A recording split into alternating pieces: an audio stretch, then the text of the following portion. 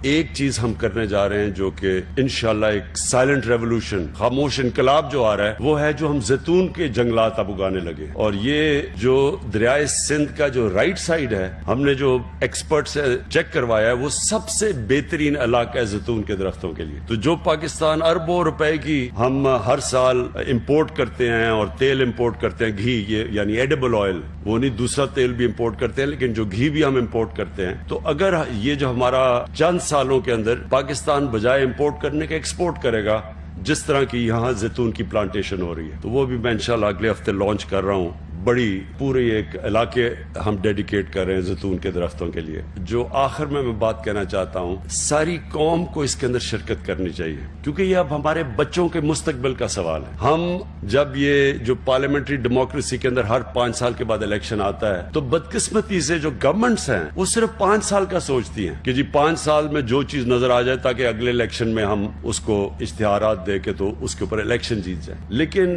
جو ملک کے مستقبل ہیں وہ کبھی 5 سال کی پلاننگ سے نہیں بنتے، وہ ہمیشہ لانگ ٹرم پلاننگ سے ایک ملک کی صحیح معنی میں ترقی ہوتی ہے.